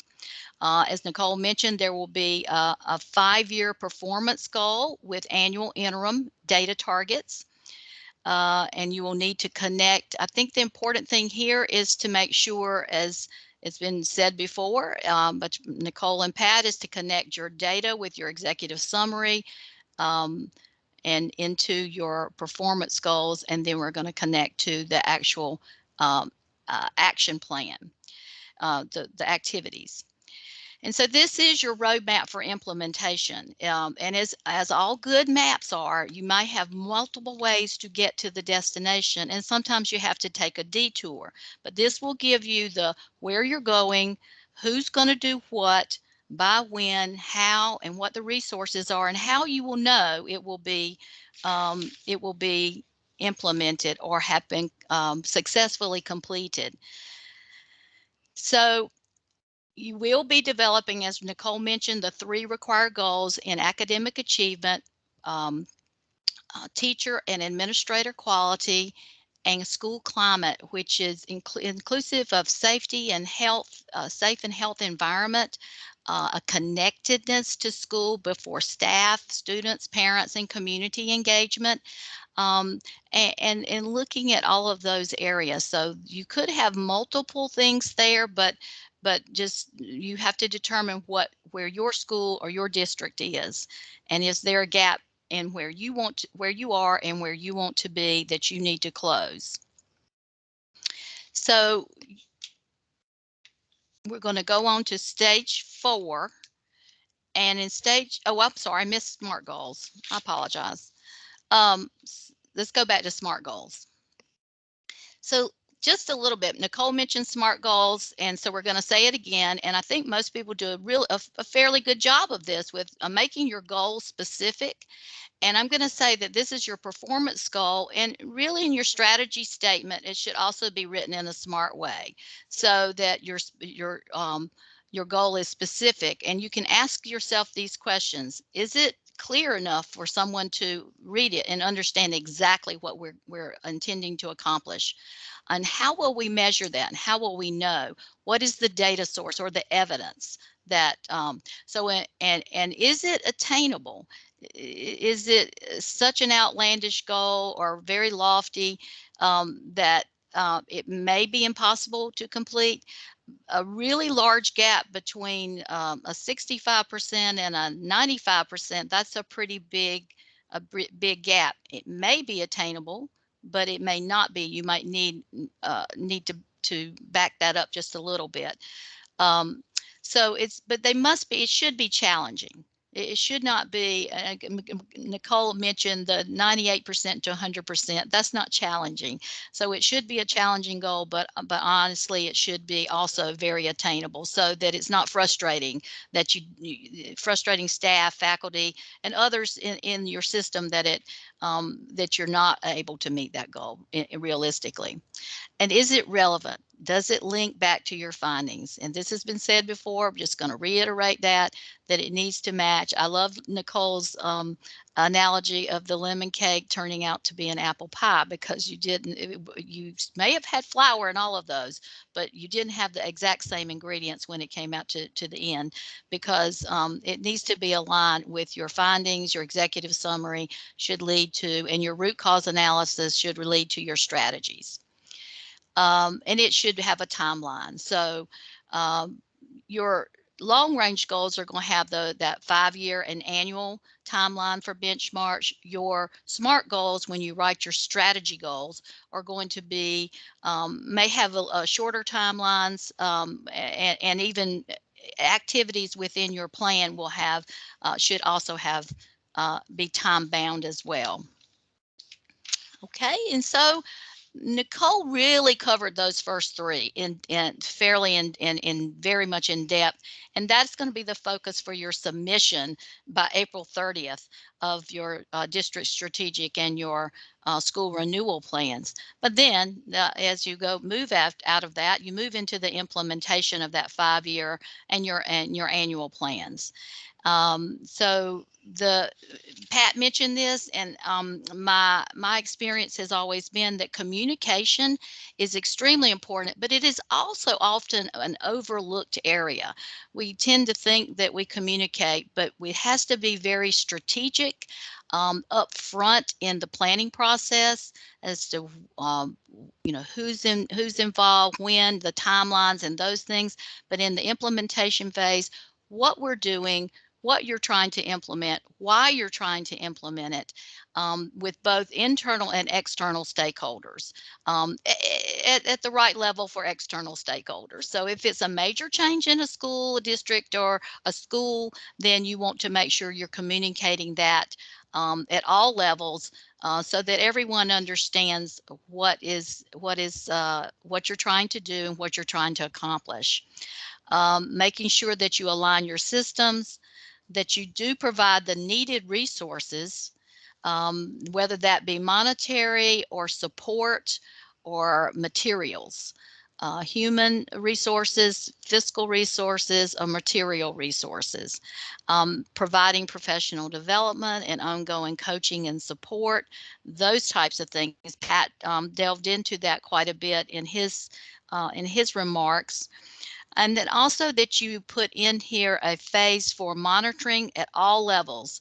So whether it's monitoring at the individual level, what am I doing as a teacher, that I have some things I need to make sure I'm checking on, checking myself, checking in with my students, and checking in with my grade level colleagues, monitoring at grade levels, monitoring at the whole school, and monitoring at the district level. So having different types of monitoring methods is needed. Some are going to be very simple, and some are going to be more detailed. So it's important to go back to, it's important to monitor and adjust as you find that maybe the implementation is going a little slower, then to really look at what is happening that may need to have some shoring up or an additional support. Or it may be that a circumstances have occurred that, like COVID, or we often have some stoppage when our schools are out due to weather events. Change of administration has been mentioned by participants on this training today. So there could be some things that slow us down, and slow you down in your implementation. But there also could be opportunities that fall in your lap that are just too good to pass up, that could cause you to monitor and adjust or change your plan slightly, or to some degree. It's important to monitor all along, and it's important to do process monitoring of all of those things that you're trying to put in place, but also those outcomes as well. And to be consistent in the implementation across all of the schools, grades, and throughout the district, if it is something that you're trying to implement district-wide. The most important thing in phase 6 is that this is a plan that should be a living plan. It is not linear, it is cyclical, so you may have to loop back, as we said, and monitor and adjust, revise. As Nicole mentioned, that's the revision element that's in the system now for submitting your original plan, your annual updates, and any revisions that may be needed. It should be a working plan for you. If it's not, it's probably going to sit on the shelf and collect dust, which is not what we want. We want it to be something that is that roadmap and a guide for you to be able to take the detour if you need, but get to your destination in the end. And we hope that that you will be using the strategic plans as your roadmap and your framework to be able to set your entire faculty and staff and on a course of continuous improvement, because we're always looking to do better and continually improve. And there's probably not anyone out there that doesn't have one area that needs a little bit, we could do a little bit better in, always. And so I hope that's been helpful to you. We are, the next slide is just a summary of some of the roles and responsibilities for district leadership teams.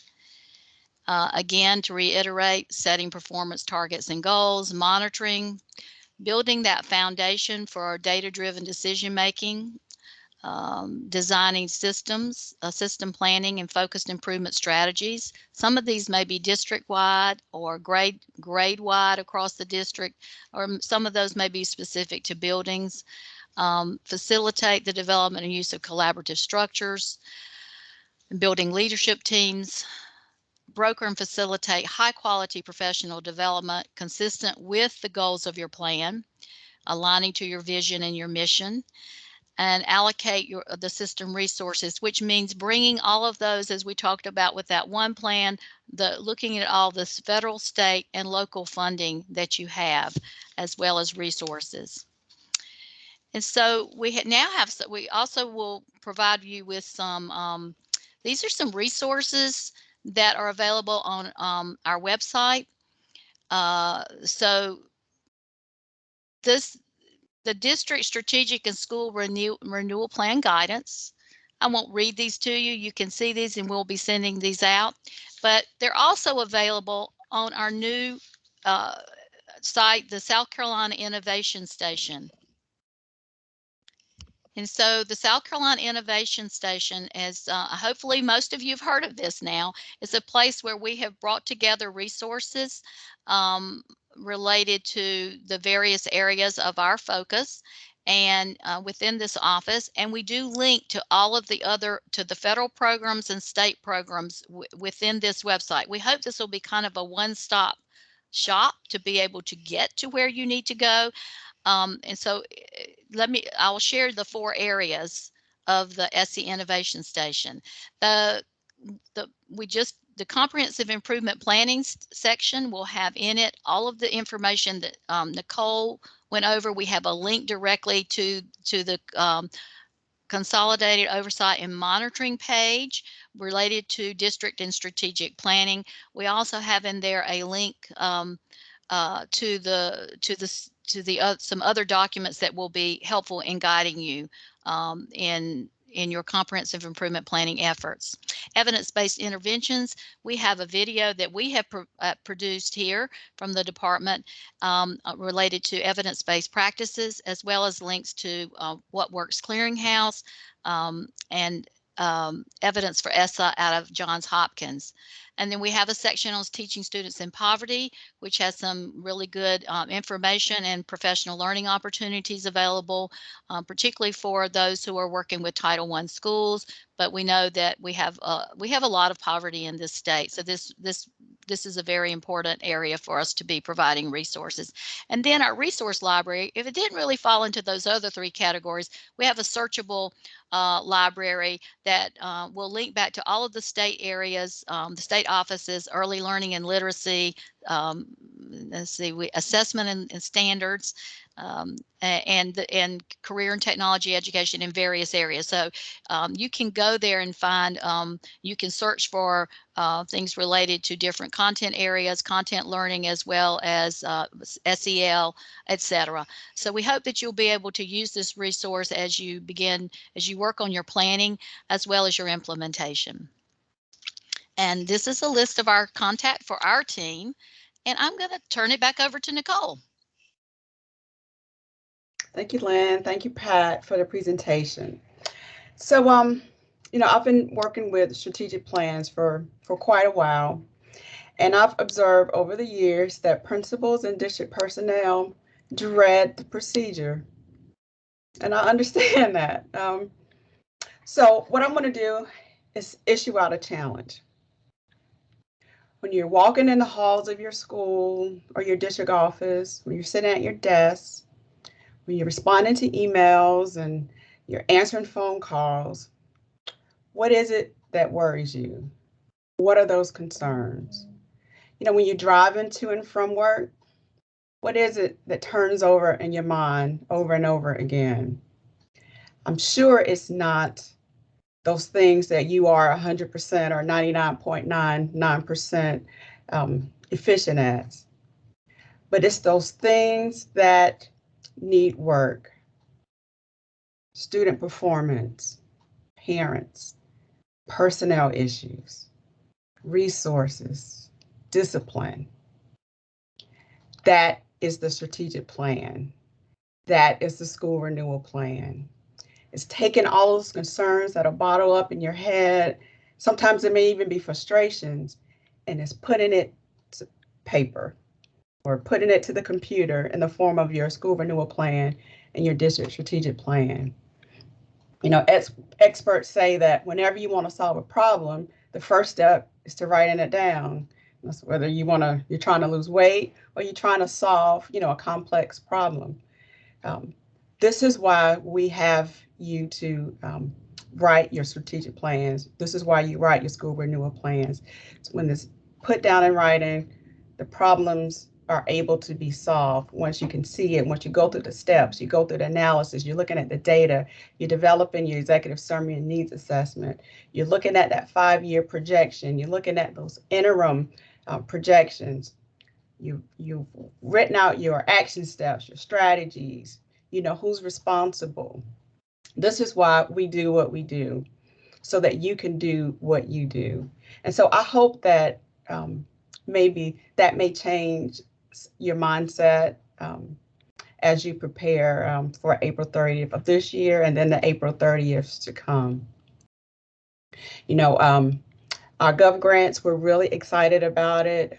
It's a big project. It's a massive undertaking. Again, we ask for your grace. We ask for your patience because we really want to produce a quality product. We don't want to rush this because we want you to be happy with what we develop. But know that we are closer than we've ever been to making this a reality. So, you know, be excited about it. We're working to make your life easier or your responsibilities just a little bit lighter.